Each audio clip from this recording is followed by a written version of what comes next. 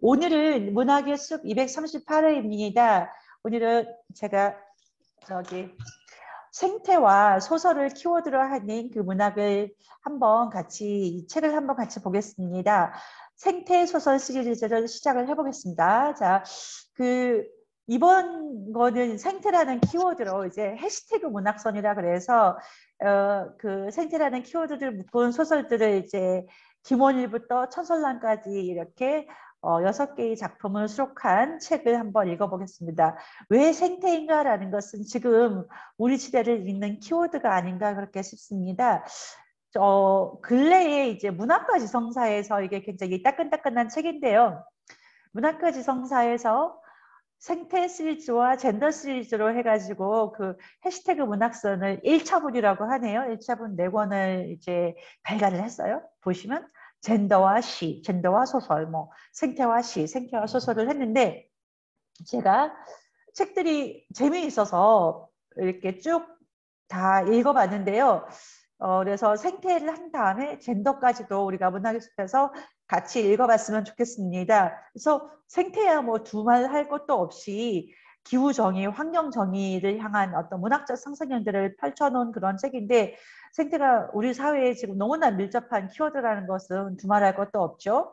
또한 젠더, 요즘 이제 대선 전국이다 보니 또 저는 굉장히 안타까운 게 이제 그 젠더를 좀 뭔가 혐오와 배제 그런 논리로 인해서 좀 보수 정치계에서 특히 그것을 이용하는 것을 볼 수가 있죠. 그런 걸 읽는데 이제 사실 젠더가 뭐 극단적인 사람들도 있지만, 그러니까 뭐 남성, 여성 뭐 이런 식으로 해가지고 좀 극단적으로 하는 사람도 있지만 한편으로 그렇게 이제 우리 삶과 또 굉장히 밀접해 있는 거기 때문에 그런 식의 어떤 이제 논리와 또는 진영으로 이렇게 가르거나 혹은 뭐 젠더로서 가르거나 그렇게 할 일은 아닌 것 같아요. 그렇지만 이제 요번에 요 젠더 기획을 보면서 참 이 어떤 시대 흐름에 여기 요 두 이제 작품집들이 좋은 거는 그 이전부터 지금 현대까지 이제 쭉 이제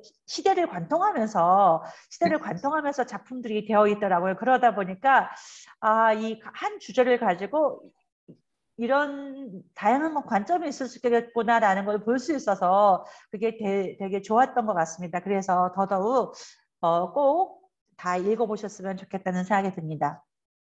그동안 사실 그래서 오늘 하게 될 예? 오늘 하게 될 것은 이제 생태 소설인데요. 저희가 이제 문학의 숲에서 생태 소설들을 몇 권을 읽었어요. 또 그러고 보니까 그래서 바로 얼마 전에 했던 것이 그게 작년이었죠. 작년에 했던 것이 기후변화 시대의 사랑이라는 김일창 소설가의 소설집도 읽었고 그보다 전에는 가재가 노래하는 곳이라는 소설을 읽었는데 이 책은 이사벨 선생님은 아마 아직 못 읽어보셨죠? 네, 이 책은 아주 재밌습니다. 이 책은 맞아요. 읽기가 너무 이게 뒷부분으로 갈수록 이거 너무 아까울 정도로 재밌기 때문에 꼭 읽어보시기를 권하고요. 이거 이제 미국에서도 베스트셀러였던 걸로 기억을 합니다. 그래서 가제가 노래하는 곳은 꼭 읽어보시면 좋겠고요. 그다음에 이제 월드는 뭐 고전이죠. 아주 고전 네, 중에 고전인데 그래서 저는 요즘에 이제 이 월드도 한번 다시 읽어야 되지 않나라고 생각을 하는데 이제 그 헨리 데비 소로의 그 월드는 어찌 보면 생태 철학, 생태적인 삶 이런 것들에 대해서 많이 그 생각하게 해주죠. 그리고 이제 제가 옆에 우리 게리 슈나이더 할아버지 사진을 올려놨는데요.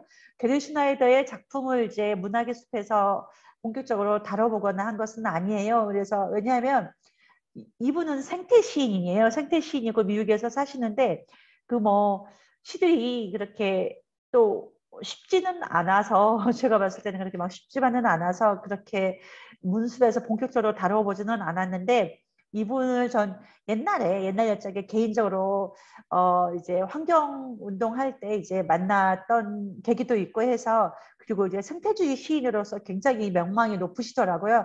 그래서 이분의 사진도 한번 딱 가져와 봤습니다. 그래서 이분은 그 캘리포니아의 그 숲 이렇게 구릉지인가 그런 데서 같이 그 공동체를 해서 사시기도 하고 지금도 아마 그러실 것 같은데 그리고 이제 많은 시들을 생태주의 시들을 이제 그 이제 출판을 하셨죠. 그렇게 하고 이거는 이 시는 그냥 하나 가져와 봤는데 자기 와이프가 교통사고를 당했었나요? 그래서 교통사고를 당했는데 이렇게 뭔가 자연 속에서 뭔가 그런 사고의 어떤 후유증을 좀 치유하는 그런 것들을 시로 담아내는 건데요.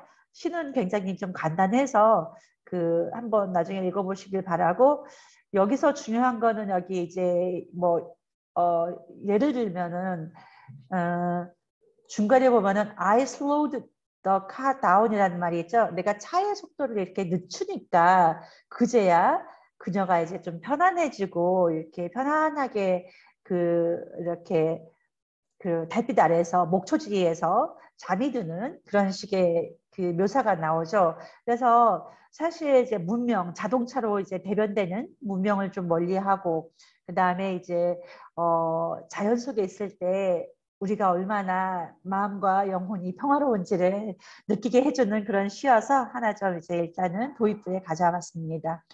지금 밖에는 눈이 굉장히 와요. 저희 동네, 저희가 있는 색강에는. 다른 분들은 눈이 보이시나 모르겠네요. 자, 생태 소설들 요번에는 제가 발제를 좀 간단하게 준비했어요. 저도 요즘 일이 좀 바쁘네요. 아까 자기 우리 곡감 선생님도 요즘 좀 바쁜 일이 있으시다고 하는데 저도 좀 연초라 보니까 이번에 좀 이것도 변명 같습니다만 간단히 준비를 해봤습니다. 생태주의. 이제 환경주의라는 말도 있고 생태주의라는 말도 있는데요. 저도 이런 것들에 대해서 단어에 대해서 뭐 깊이 있게 생각을 안 해봤는데 그 전통적인 환경주의보다 좀 한 발짝 더 나간 것, 좀 더 근본적인 성찰을 하는 것이 그 생태주의라고 하네요. 그러니까 환경 문제는 그 이렇게 자기 이제 환경 오염을 뭐 이렇게 막아야 된다 또는 뭔가 이제 그런 환경 문제를 이렇게 해결해야 된다는 게 이제 환경주의라면 이 생태주의로 나갈 수 있는 사회 전반에 좀 더 근본적인 변화 그러니까 뭔가 사회적, 경제적 혹은 뭐 여러 가지 뭐 철학적 패러다임을 바꾸자라는 것이 생태주의라고 해요. 그러니까 이제 좀 더 넓은 의미에서 그런 것들이 그런 이제 성찰이 필요한 것이 이제 생태주의일 텐데 그러고 보니까 제가 서울시 교육청의 그 무슨 생태전환위원회 그런 거에 또 자문위원으로 참여를 하고 있는데요. 우리가 이제 서울시 교육청에서도 생태전환 왜 이제 생태전환 교육이라는 말을 쓸까? 왜 생태전환이라는 그것을 할까라는 생각을 좀 고민을 많이를 안 해봤는데 또 생각을 해보니 조금 더 단순히 이제 환경 문제를 해결하는 것에서 더 나아가서 근본적으로 우리 삶을 생태적으로 전환하자. 그런 것들을 우리 아이들한테, 학생들한테 교육해야 되는 게 아닌가 해서 조효연 교육감께서 생태 전환이라는 키워드를 그 교육 정책에다가 가져온 걸로 알고 있습니다. 요즘에 대선 전국이다 보니까 그 혹시 그 대선 토론회 저는 안 봤어요. 저는 요즘 뭐 정치 봐도 이렇게 마음이 좀 저는 개인적으로 답답해서요. 잘 안 보게 되는데 알리백이 몇 번 뉴스에 나오더라고요. 알리백 나오는 걸 보면서 그러면서 아마 뭐 일반 시민들은 모를 수가 있어요. 뭐 근데 저 같은 이제 환경 쪽에 관련된 일을 하는 사람들은 알리백 당연히 좀 알고 들어봤죠. 그렇지만 이제 그렇게 아는 사람들, 일반 시민들은 잘 알기는 어려운데 기업들은 알 테고요. 왜냐하면 기업의 생존이나 기업의 어떤 경영에 밀접하게 관계가 된 것이기 때문에. 그런데 이제 우리 대선 후보는 뭐 좀 알 필요가 있지 않나라는 생각은 저는 합니다만은 모르겠습니다. 그거는 뭐 개인마다 판단이 다를 테니까요. 아무튼 토론회에서 이재명 후보가 윤석열 후보한테 아리백은 어떻게 대응할 것이냐라고 물으니까 윤 후보가 그게 뭐죠? 라고 되물었다고 합니다. 아무튼 그래서 이제 기사에 나왔는데 이 알리백이 그 재생가능 에너지 100% 걸뜻입니다. 그래서 이거를 2050년까지 리뉴어블 에너지로 100% 쓰겠다, 활용하겠다라는 그런 자발적 약속인데요. 얼마 전까지만 해도 작년, 재작년 정도 상황이었나 벌써 그 외국의 대기업들 우리가 알고 있는 대기업들 많죠. 그 이제 뭐 필립스 여기 보시면 이미지에서 보시면 필립스 뭐 스타벅스 이케아 뭐 여러 가지 뭐 비자 여러 기업들이 나오네요. 이런 기업들은 알리백 선언을 한 기업들이에요. HSBC라는 데 있네. 그런데 이제 저희는 우리나라 기업들도 이게 사실은 되게 어렵죠. 왜냐하면은 여러 가지 그 석탄 에너지를 쓰면은 조금 더 쉽게 사업을 할 수 있는데 그렇지 않고 다른 재생 에너지를 쓴다는 것은 어려움도 있을 수 있는데 어쨌거나 한국에서는 그 SK 하이닉스랑 LG에서 2020년부터 가입했다고 합니다. 좀 더 확대되고 있겠죠. 현대차는 아마 없죠, 둔차님? 현대차는 아직 알리백이 아닐 것 같아요. 아무래도 뭔가 좀 재생에너지를 이렇게 하기가 쉬운 구조는 아닐 테니까요.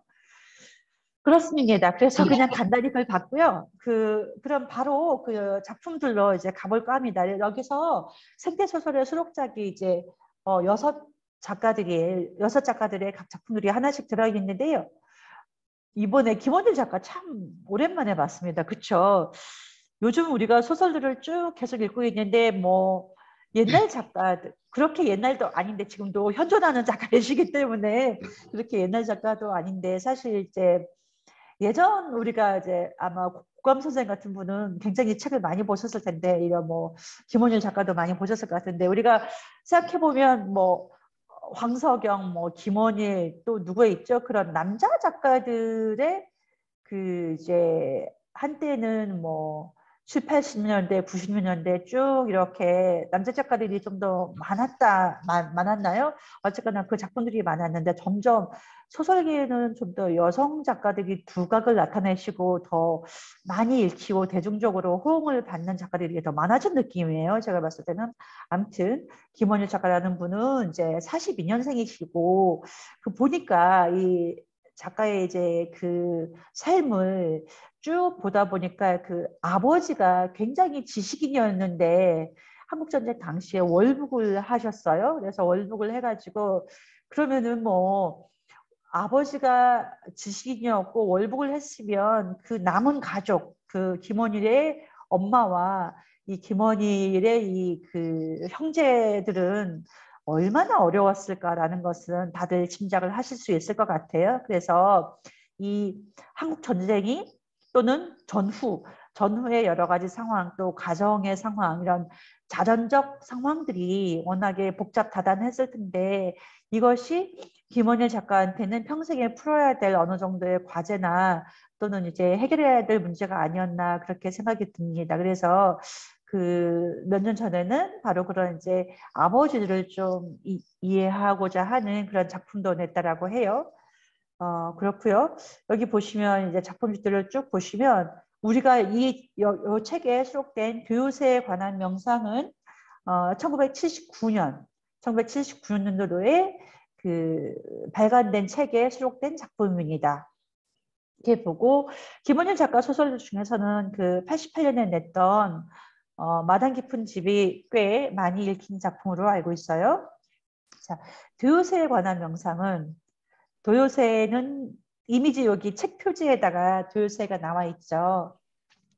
이렇게 있고요.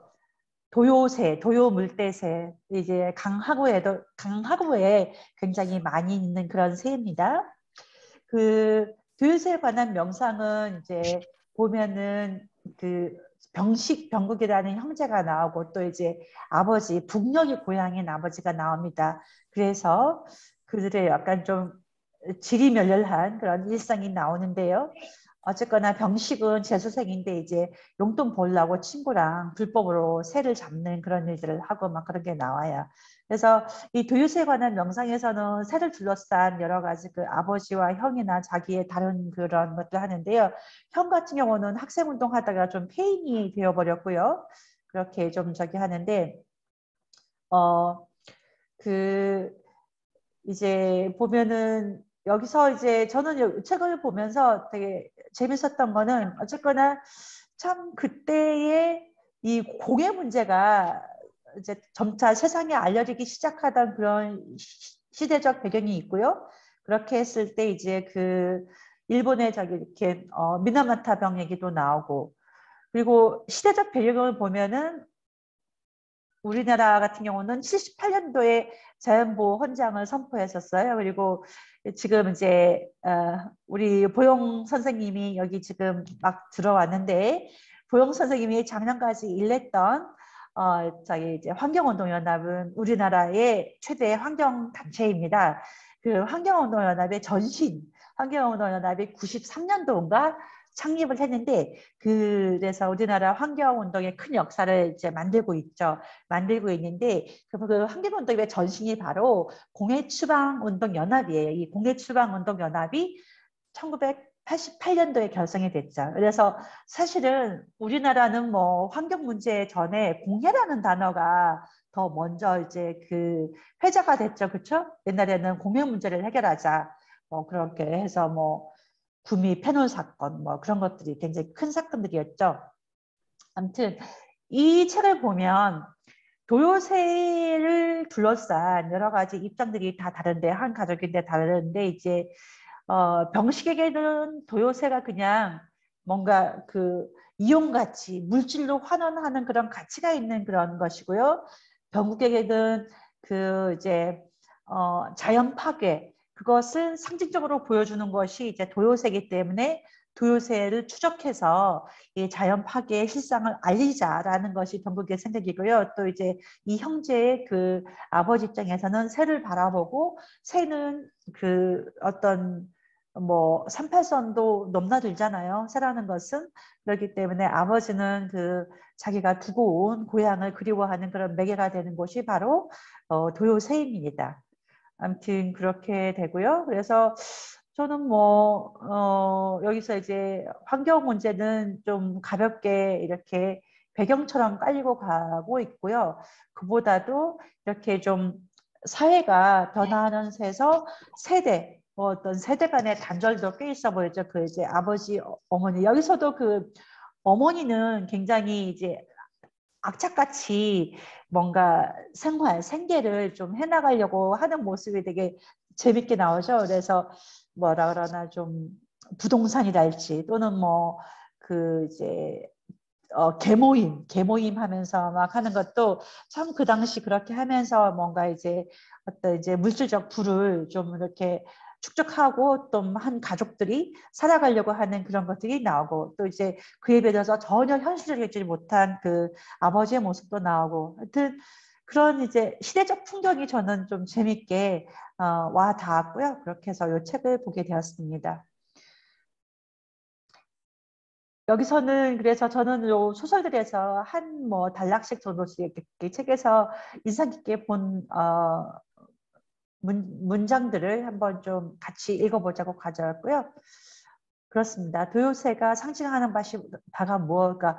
새는 뭐 자유롭죠. 자유로운데, 그러고 보면 새가 자유롭다고는 하지만, 또는 새는 적절한 서식지가 또 보호가 보장되지 않으면 또 참 살아나기가 어렵습니다. 저도 여기 색강에서 새들을 보는데 새들이 충분히 먹을 게 있나? 뭐 그런 것들을 저기 하면서 보고, 저희 요번에 저희 한강도 여주에 그 두루미들이, 제두루미들이 이제 중간 기착지로서 와 있더라고요. 그래서 몇십 마리가 와 있는데, 저희가 요번에도 카카오 같이 해서 그 제두루미 먹이 주기 해서 모금도 한 적이 있는데요. 그만큼 결과적으로 자연과 인간이 공존하는 것이 되게 중요할 일일 텐데, 또 이제 우리도 먹고 살기 바쁘다는 그런 명분하에 사실은 새들까지는 잘 못 들어보죠. 사실은 뭐 제두름이나, 제가 제두름이 말씀드렸는데 옛날이었으면 좀 더 이제 편안하게 저기 했을 텐데, 그들은 주로 여기 왔을 때 시베리아 같은 데서나 이렇게 날아와서 겨울을 나거든요. 겨울을 나는데, 이제 그 옛날에는 그 이제 가을 거지들을 끝내 논에 그래 이제 나달들이 있지 않습니까? 그 이제 그 나달들이 좀 있는데, 그러면은 그거를 제주류기들이 그렇게 논에서 쉬면서 먹고 이제 겨울을 나고 가는데, 요즘에는 너무 농기계가 좋아져 가지고 나달이 안 떨어진대요. 싹싹싹싹 긁어서 다 수확을 한다고 해야 싹 밀고 나가면 그저 이렇게 논바닥에 떨어진 게 없대요. 그러다 보니까 얘네들이 먹을 게 없어서 억지로 다시 좀 뿌려주지 않으면 먹을 게 없어서 좀 배가 고프다고 합니다. 아무튼 여담으로 말씀을 드렸어요.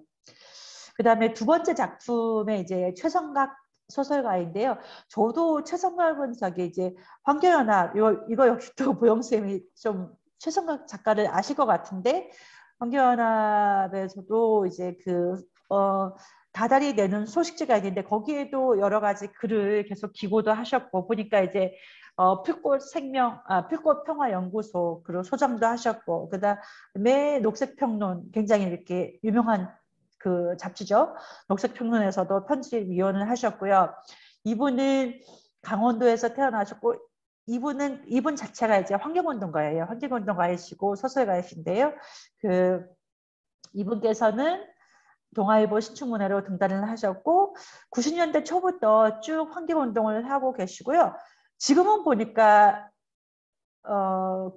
시골에서 지금 여기 밑에 보면은 책에 보면은 달려라 냇물아라는 산문집에 보면 여기 작가 등 뒤로 이렇게 있는 애들이 거위예요. 거위들 키우면서 사신대요. 거위를 안고 있는 사진이 몇 장 보이더라고요. 그래서 이렇게 농촌에서 사시면서 계속적으로 글도 쓰시고 그렇게 하고 있습니다. 이분은 이제 환경운동가시기 때문에 여러 가지 그 환경에 대한 에세이도 많이 쓰시고 소설도 쓰시고 하는데 그렇게 하고 계시고요. 우리가 환경운동사에서 성공한 환경이라고 운동으로 알려진 것이 90년대 동강댐 반대운동이었거든요. 동강댐을 막아냈어요. 그래서 지금도 동강을 가보면 동강이 너무너무 아름답습니다. 저도 한강일을 하면서 동강을 몇 번 가봤는데요. 그래서 동강댐 반대운동은 환경운동사에서 성공의 역사, 사실 성공의 역사가 그렇게 많지가 않잖아요. 개발이라는 것에 대해서 뭐 사대강도 이제 이를테면 사대강이 이제 파괴가 된 거죠. 그런 것처럼 뭔가 반대운동을 할 때 성공의 역사가 많이 없는데 동강댐은 성공의 좋은 사례입니다. 그런 일도 같이 동참해서 하셨어요. 이분이 쓰신 여기서 수록된 이제 약사에는 오지 않는다. 이거는 보시면 수돗물 이야기예요. 수돗물 이야기가 나오죠. 수돗물 이야기가 나오는데 수돗물이 계속 식수 부적격이라는 그런 뉴스가 막 나오니까 이 주인공은 이제 동네 약수터에서 물 좀 떠다 먹어보자라고 해서 약수터를 갔는데 약수터에 보면 사람들이 막 줄 서고 그런 경험 있으세요? 저는 그런 사람들이 막 이렇게 자기 약수하려고 줄 서 있는 거는 봤었던 것 같은데 그렇게 줄이 막 길 때는 앞에서 누가 물 많이 떠가면 사람들이 막 째려보고 그리고 이제 하잖아요. 이제 여기서도 그런 상황이 나오더라고요. 그런데 이제 보면서 이제 이 주인공은 본인도 이제 약간 중년이고 해서 건강이 좀 안 좋은 것 같아요. 그래서 건강이 안 좋은데 사실은 뭐 이렇게 소설에서 이제 건강이 안 좋다는 것은 좀 이제 환경이 안 좋아진다라는 그런 약간 그러한 어떤 이렇게 함의도 좀 담고 있겠죠. 아무튼 그렇게 하는데 그래서 이 주인공이 막 이렇게 이렇게 동네 약수터에 가서 이렇게 물을 뜨려고 하다가 막 이런저런 또는 어떤 약수터는 갔더니 막 어떤 동네에 약간 좀 이상한 무리가 자기네가 이제 약간 좀 독점하려고 하고 막 이렇게 막 그런 좀 안 좋은 것들을 많이 보고 나서 이렇게 산을 내려가는데 거기에서 이제 절에서 그런 이제 이렇게 약사의 그림을 보게 되죠. 그림을 보는데 그 그림 이제 실에 묶여 있는 팔목에 묶여 있는 실이 왠지 끊어질 것만 같더라. 그래서 끊어지는 걸 본 것도 같다. 뭐 그러면서 소설을 마무리하는데 여기서는 뭔가 인간이 자연과의 그런 연결된 실을 마저 끊어버린 그런 탐욕을 가진 존재들이 아니라는 주제를 담고 있는 것 같습니다. 그러니까 이제 약사열애가 약사열애라는 단어를 검색해 보니까 이 약사열애가 중생의 질병 부재, 수명 연장, 재화 소멸 이런 것들을 이루어주는 그런 이제 깨달음을 갖게 하는 부처라고 하네요. 아무튼 저희는 수돗물을 사무실에서 먹고 있는데요. 수돗물이 사실은 이제 안심하고 먹을 수 있는 물이 됐죠. 지금은 그렇게 되는데 옛날에는 뭐 저기 이렇게 페놀 사건이라든지 그런 것 때문에 이제 몇몇 이제 또 작년이었나 재작년이었나 그 뭐 인천에서 수돗물에서 뭐가 나왔죠? 뭐 이렇게 붉은 수돗물 막 그런 사태도 나가지고 여러 가지 그 이슈들이 있었죠. 그 다음에 듀나 세 번째 거를 볼게요. 듀나라는 작가의 작품은 어, 죽은 고래에서 온 사람들 이 책인데요. 이 듀나가 본명이 아니고요. 근데 본명이 누군지도 몰라요. 이분 되게 독특하시더라고요. 그 생각해보니까 옛날에 시내 21의 그 한겨레 신문사에서 만드는 시내 21의 이분 영화평론이 쭉 했던 게 기억이 나는데 이분이 이제 영화평론가 겸 소설, SF 소설 작가인데요. 신원을 계속 밝히지 않고 20년 넘게 활동을 하고 있고요. 여러 가지 인적사항에서 이 듀나 저기 이미지 검색하기가 이렇게 토끼 얼굴로 가린 그런 게 나오더라고요. 그래서 이렇게 하고 이 사람이 누구냐 막 짐작하고 이제 막 추측하고 막 하다가 어떤 데서 보니까 1971년생 여성일 것이다. 그 우리 그 보영쌤이 그 최성박 작가님 이름만 들어갔다고 아까 메시지를 주셨네요. 아무튼 그래서 71년생이면 제 또래인데 어쨌거나 그 정도의 여성일 것이다라고 추측하시는 분들도 있고 아무튼 그 굉장히 왕성하게 그래서 보니까 저작이 검색해보면 너무 많아요. 너무 많아서 제가 이렇게 목록을 좀 이렇게 적다가 너무 많아서 다 적지 못했는데 한번 이제 구글이나 이런 데 한번 보십시오. 굉장히 많이 쓰셨더라고요. 그래가지고 이제 끝도 없이 많이 쓰셨고 참 대단하시다 이렇게 많은 걸 쓴다는 게 그렇게 하고요. 이 중고래에서 온 사람들은 설정이 좀 독특합니다. 그래서 이제 SF를 많이 쓰시는 분이어서 그런지 그래서 행성이 이제 물에 잠겼어요. 물에 잠겨서 살만한 데가 없어서 사람들이 이제 고래 등 위에서 집을 짓고 살아가더라고요. 되게 독특하죠. 그래서 무슨 그 고래에서 살아가는 사람들 얘기인데요. 그래서 여기서 주인공은 엄마와 자기의 부족민들이랑 해바라기 고래에서 살고 있는데 이 고래가 상황이 안 좋아져서 뭐 다른 고래로 가야 되고 하는 막 그런 상황이죠. 그런데 이제 어쨌거나 여기서는 지구라는 행성 멸망 이후의 생존. 그런데 이제 뭔가 고래가 없으면 살기가 어렵죠. 그래서 고래한테 기대어 살 수밖에 없는 그런 인간들인데 어, 글쎄요. 고래가 상징하는 바가 무엇일까 이런 걸 한번 생각해 보면 좋겠고요. 이제 그 여기서도 그러니까 사람들이 이제 그룹 나눠가지고 이 고래에 사는 사람 있고 저 고래에 사는 사람들 그렇게 해서 서로가 조우하기도 하고 또는 구조해주기도 하고 또는 아예 버리기도 하고 그렇게 하는데 여기서도 또 감염병이 나오죠. 그래서 이쪽에 한 고래에서 사는 사람들이 사실은 이게 되게 하나의 생태계처럼 딱 또 단절되어 있기 때문에 고립된 섬처럼 되기 때문에 더더욱 어떤 전염병 같은 것에 취약할 수밖에 없는데 그래서 뭔가 어느 고래에 사는 사람들이 감염이 되냐 안 되냐 그런 거에 따라 가지고 굉장히 이제 그 서로 경계하기도 하고 이제 그렇게 같이 살기가 어려운 그런 것들이 있죠. 그래서 우리가 코로나 시대에 벌써 3년째를 살고 있는데 이럴 때 이 죽은 고래에서 온 사람들 이것이 또 생각해 볼 바를 많이 주는 것 같아요. 참 우리가 얹혀서 살 고래가 있을까요? 그런 생각도 한번 해보게 되고요. 그래서 이게 지구라는 상황이 너무 안 좋아서 그 뭐 쪄 죽는 것과 얼어 죽는 것 어느 쪽을 택하시겠어요? 뭐 그런 문장도 나오고요. 그래서 이제 여기서 주인공은 고래에서 어쨌거나 살아남아서 거기서 뭔가 기록하는 사람으로 나오죠. 그래서 이 사람이 이렇게 말을 합니다. 내가 쓰고 있는 건 이야기의 끝이 아니다. 그러니 이걸 읽고 있는 게 분명한 미래의 독자여. 제발 다음 페이지를 넘기시라. 분명 지금까지 내가 써왔던 것과는 비교도 할 수 없는 멋진 모험달이 기다리고 있을 테니. 그래서 지금 이 말이 희망적인 말입니까? 절망적인 말입니까? 뭐, 그거 한번 생각해 보시고요. 어쨌거나 생태 소설들을 보면 지금이 이게 도저히 어떤 이제 지속 가능한 그런 삶이 지금 지구가 되고 있나? 그런 거에 대해서 굉장히 회의적인 그런 퀘션 마크가 많죠. 걱정이 되죠. 편혜영 작가는 한두 번쯤은 들어보셨을 것 같아요. 편혜영 작가 읽어보신 분 있어요?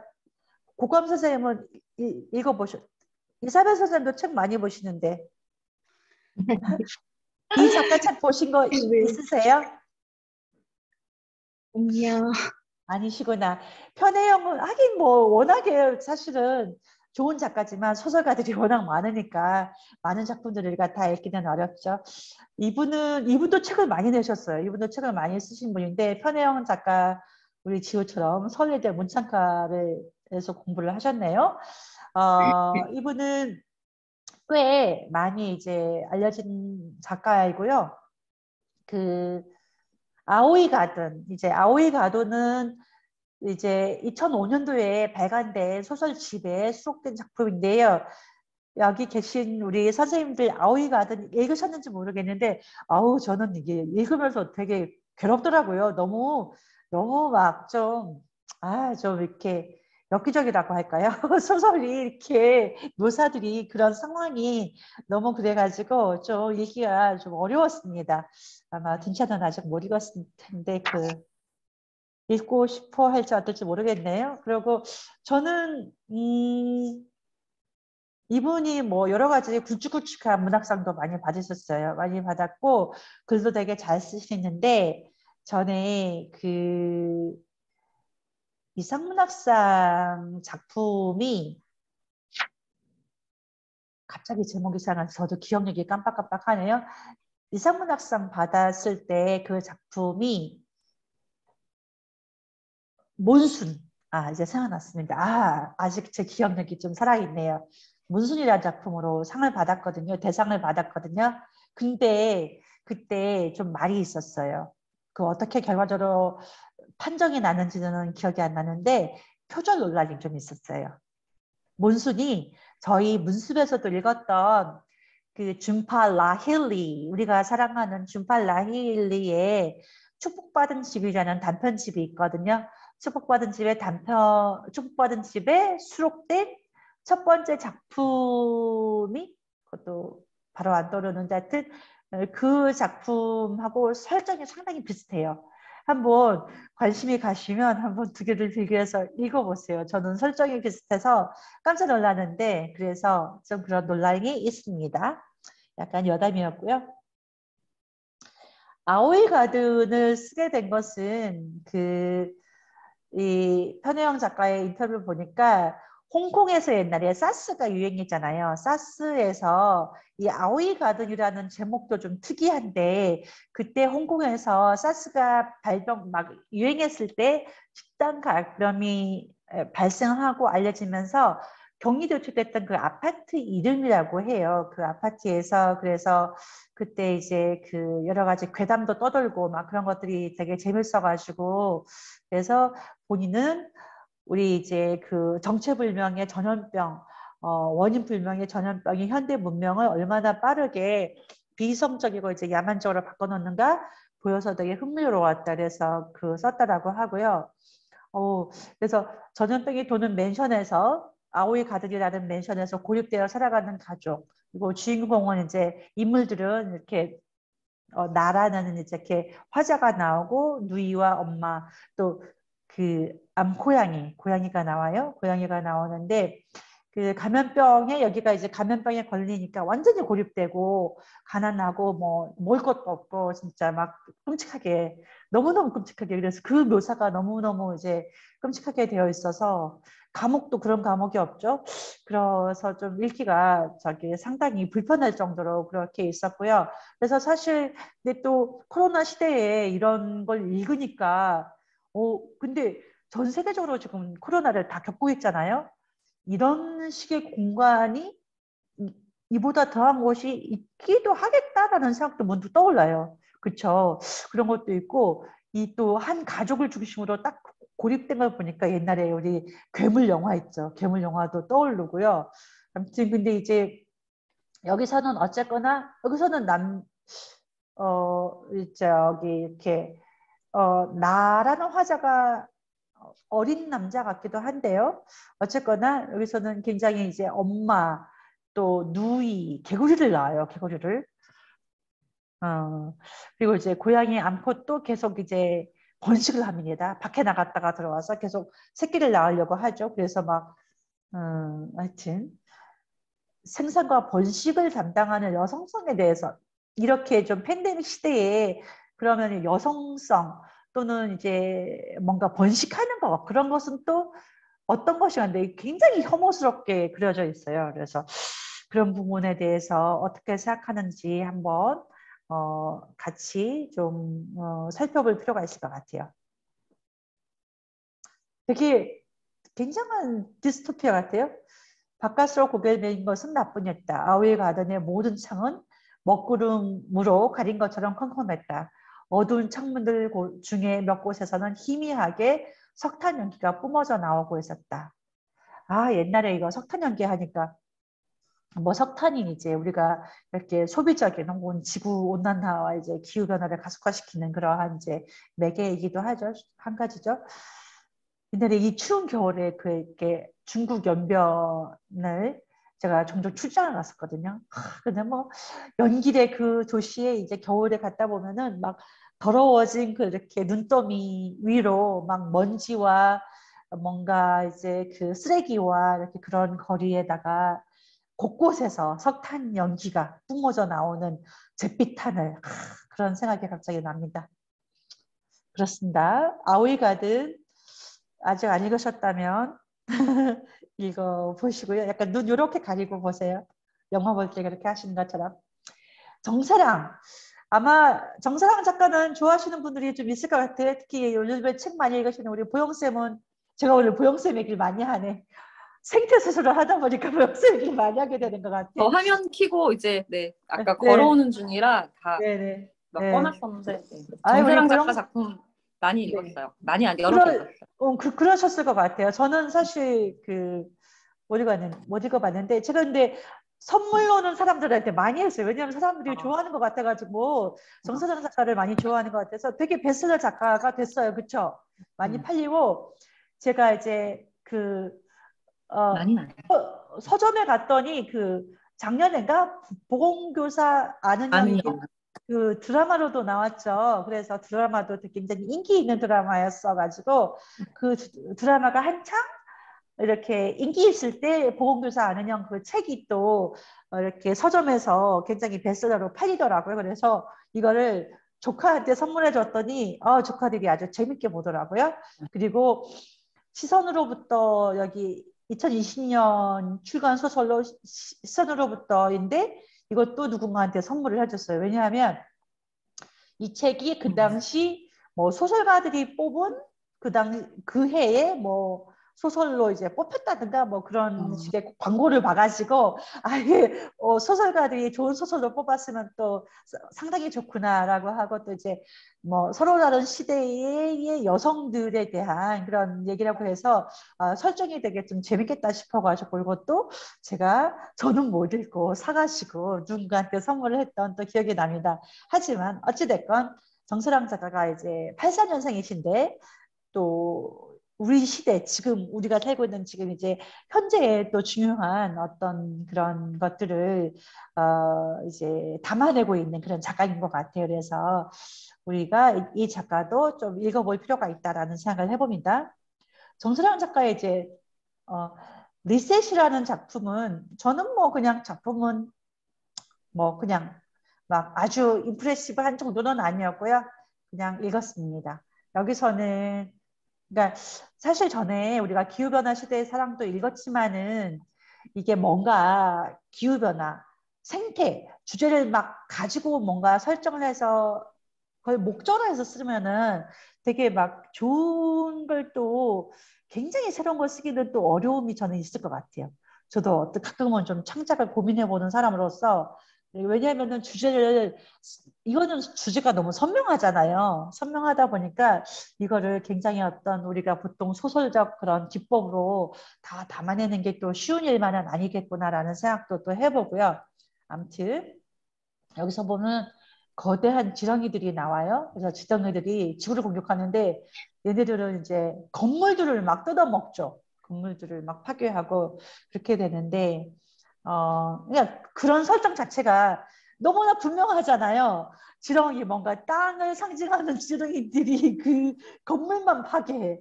그러면 그 건물 안에 들어있는 사람들도 당연히 죽죠. 그래서 문명을 공격하는 지렁이들 이런 것들이 너무 이제 그런 상징이 이제 클리셰가 너무나 분명해서 저는 그런 읽는 재미가 더했던 것 같아요. 여러분들은 그런 부분을 어떻게 생각하시는지 궁금하고요. 아무튼 그래서 이 지렁이들이 나타나서 갑자기 어느 순간 막 땅에 떨어져 가지고 문명을 끝장내 버립니다.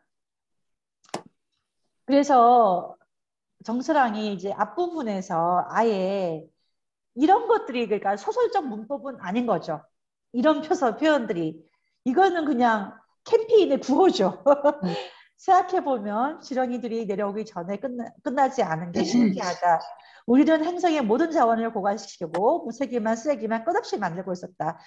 100억에 가까워진 인구가 과잉 생산, 과잉 소비에 몸을 맡겼으니 멸망은 어차피 멀지 않았었다. 모든 결정은 거대 자본의 방망이 맡긴 채 1년에 한 번씩 스마트폰을 바꾸고 15분 동안 식사를 하기 위해 400년이 지나도 썩지 않을 플라스틱 용기들을 쓰고 매년 5천 마리의 오랑우탄을 죽여가며 파묘로 가짜 초콜릿과 라면을 만들었다.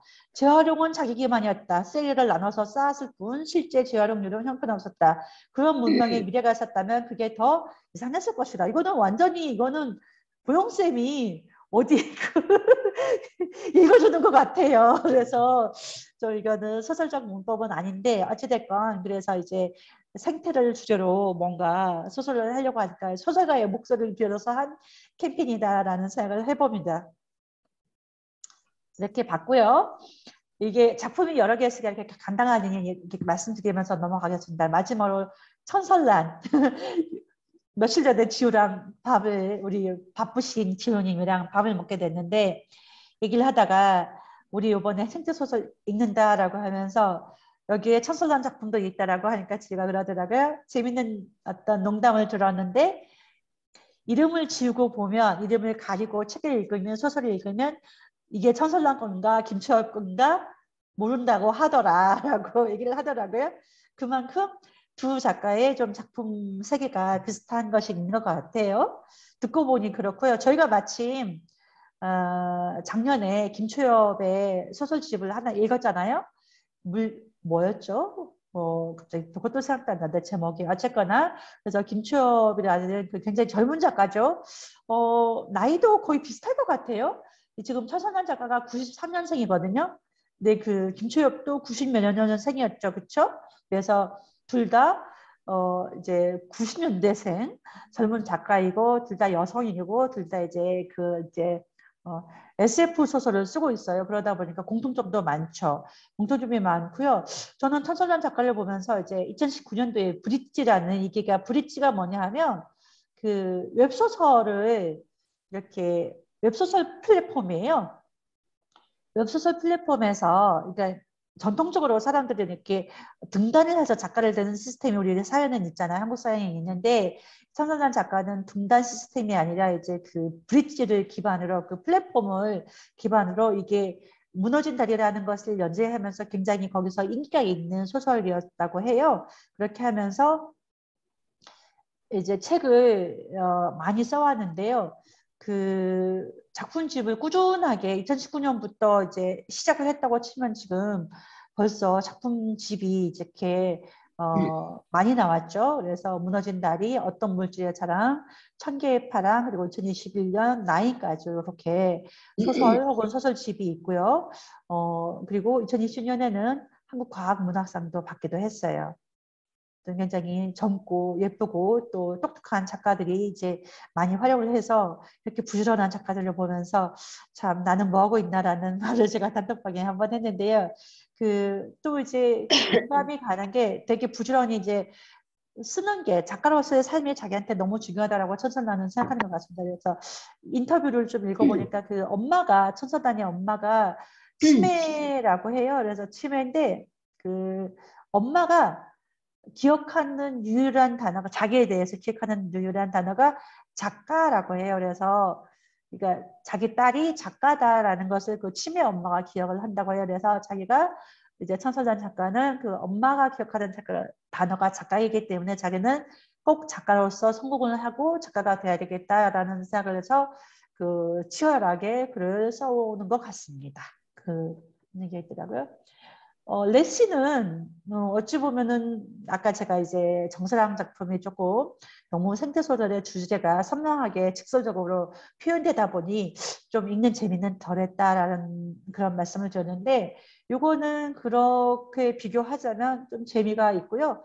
그 앞부분에서 좀 재미가 덜하다라고 느끼시는 분들은 요거는 재밌게 읽으셨을 것 같아요. 읽으셨다면 그렇게 하고 이거는 뭐 설정이 좀 더 분명하니까요. 그래서 바다 생물 멸종을 막고자 이제 토성에 얼음이 손으로 날아간 어느 탐험대가 거기에서 이제 외계 생명체와 만나게 되는 거예요. 근데 이거를 만나고 그 생명체와 어떻게 할 것인가라고 하는 거는 어느 이제 주인공인 그 주인공이 있는데 그 주인공 승혜는 자기 딸을 사고로 잃게 되는 그런 이제 트라우마가 있는 그런 엄마예요.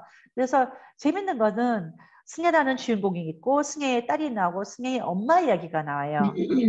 엄마는 어느 날 집을 나갔는데 뭐 그래서 그 자기 삶을 찾아서 나갔는지 명확히는 안 나오지만 하여튼 집을 나간 엄마 얘기가 나오고 죽은 딸이 나오고 뭐 그런 게 나오는데 그리고 다른 대원들도 보면 거의 여성들이 많이 나와요. 그래서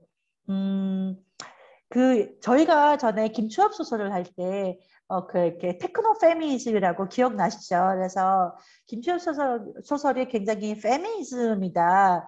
그 젠더적으로 이제 그 좀 많이 부각된 그런 소설이라고 해서 그렇게 읽었고 그래서 테크노 페미니즘이라는 용어도 처음으로 우리가 배웠는데요.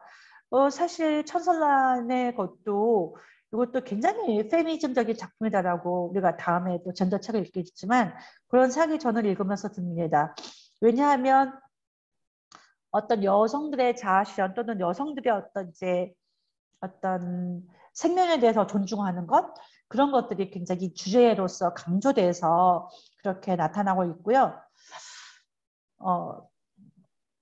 소설 제목이 이게 무슨 뜻일까?